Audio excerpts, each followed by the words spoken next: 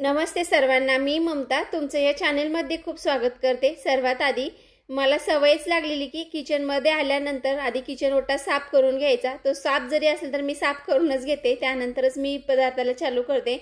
तर आज आपण घरच्या साहित्यात अशी छान मिठाई बनवणार आहोत। बाहेर मार्केटला घ्यायचं म्हटलं तर खूप महाग मिठाई असते, पण आपण जेव्हा हे काहीतरी वेगळं स्वतःच्या हाताने बनवतो ना, तेव्हा काहीतरी वेगळाच आनंद असतो। चला सांगते मग। सर्वात आधी तर मी हे गव्हाचं पीठ घेत आहे। एका गिलासाने मोजून घ्यायचं, एकच गिलास ठेवायचं म्हणजे आपल्याला मेजरमेंट कळतं। एक गिलास मी गव्हाचं पीठ घेतलेलं आहे। आता यामध्ये आपल्याला म्हणजे 2 गिलास दूध ॲड करायचं आहे। तर मी आधी एकच गिलास दूध टाकणार आहे, त्यानंतर फेटून घेणार आहे। जर कमी वाटत असेल अजून 1 गिलास ॲड करणार आहे।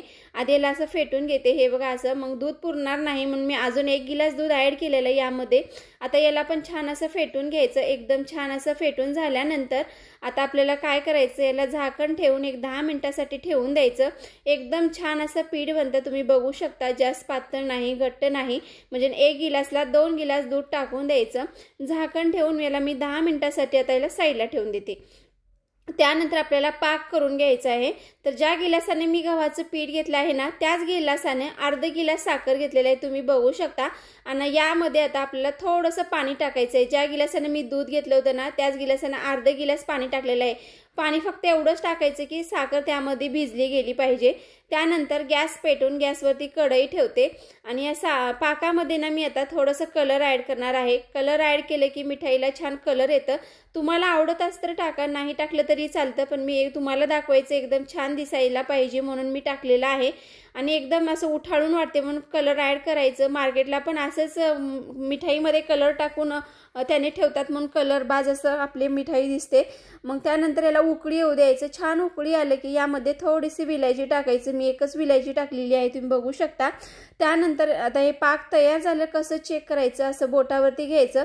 अगदी चिकट लागतं ना, तेव्हा गॅस बंद करून हे पाक ठेवून द्यायचं। त्यानंतर या कढईमधला पाक मी एका पातेल्यामध्ये साईडला काढून ठेवलेली आहे।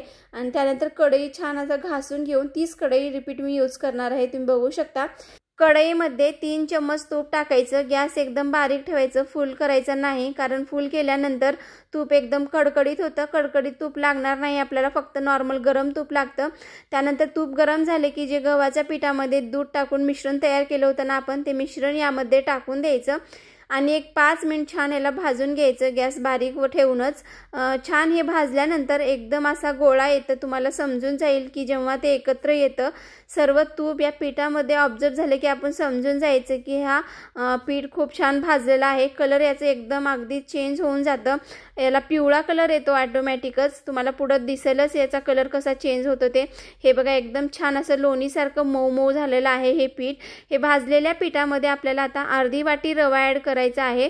5 मिनिटांमध्ये अगदी छान गोळा तयार झाला। आता अजून रवा टाकून आपल्याला 5 मिनिटं छान गॅसवरती भाजून घ्यायचा या रव्यासोबत या पिठाला। अगदी लवकर होते, फक्त हात फास्ट ठेवायचं कारण बूड लागण्याची शक्यता असते। त्यानंतर हे छान भाजून झाले की यामध्ये तयार पाक टाकून द्यायचं। आता याला पण छान गॅसवरती 5 मिनिटं भाजून घ्यायचं। हात अगदी लवकर फिरवायचं। आता काही बूड वगैरे लागणार नाही पाक टाकल्यानंतर। जेव्हा ते पाक या पिठामध्ये ऑब्झर्व होतं ना, मग तेव्हा नक्कीच बूड लागतं, म्हणून थोडं प्रोसेस फास्ट करत आहे मी। हे बघा असं हात फास्ट फिरवायचा। आता छान हे भाजल्यानंतर एकदम गोळा बनतं याचा पण, अगदी असं चिकट जास्त राहत नाही, थोडंफार राहतंच कारण गव्हाचं पीठ आहे, पण तेवढं पण चिकट राहणार नाही। त्यानंतर हे भाजलं की लगेच प्लेटला तूप लावून घ्यायचं। तुम्ही याला बटर पेपरवरती टाकू शकता, पण माझ्याकडे नव्हता म्हणून मी प्लेटवर टाकत आहे। गरम यावरती टाकून द्यायचं आणि थोडंसं हाताला तूप लावून छान याला थोपून घ्यायचं। हे बघा असं एकदम छान असं सर्व साईडने समान करून घ्यायचं याला। त्यानंतर हाताने थोपून झालं की मी चम्मचनं याच्यावरती जे असं स्कॅच पडलेले आहेत ना, ते लेवल करून घेणार आहे एका चम्मचच्या साहाय्याने। हे बघा असं, म्हणजे ते दिसायला व्यवस्थित दिसेल, एकदम प्लेन असं वाटेल। त्यानंतर आता काय करायचं आपल्याला, मी काजू आणि बदाम घेतलेले आहेत, थोडेसे मोठेच वाटून घेतलेले आहेत, ते यावरती टाकायचं आणि हाताने याला छान असं थोपून घ्यायचं। ते मध्ये जातील म्हणजे निघणार वगैरे नाहीत, म्हणून हाताने छान याला थोपून घ्यायचं। त्यानंतर आता याला काय करायचं, एक 5-7 मिनिटांसाठी ठेवून द्यायचं। हे थंड होऊ द्यायचं।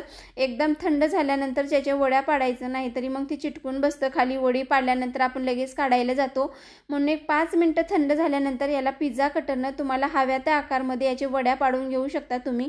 मी नॉर्मल वड्या पाडलेल्या आहेत, हे बघा तुम्हाला काढून दाखवते। एकदम छान अशी आपली मिठाई तयार आहे। जर मार्केटला घ्यायचं म्हटलं तर खूप महाग आहे आणि अगदी घरच्या साहित्यात बनते, ज्या साहित्य लागत नाही, जे आपल्या घरात अवेलेबल आहे त्यापासून बनते। खायला तर एकदम छान आहे। तुम्हाला जर गोड जास्त लागत असेल तर साखर तुम्ही जास्त टाकू शकता, आम्हाला कमी लागते म्हणून मी कमीच टाकलेली आहे। चला तर मग तुम्हाला ही मिठाई कशी वाटली मला कमेंटद्वारे नक्की कळवा। चॅनेलवर जर नवीन असाल तर चॅनेलला सबस्क्राइब करा, म्हणजे तुम्हाला नवनवीन व्हिडिओ पाहायला भेटतील। आधीच सबस्क्राइब असेल तर चॅनेलला लाईक करा। बाय, भेटू दुसऱ्या व्हिडिओमध्ये, तोपर्यंत खात रहा।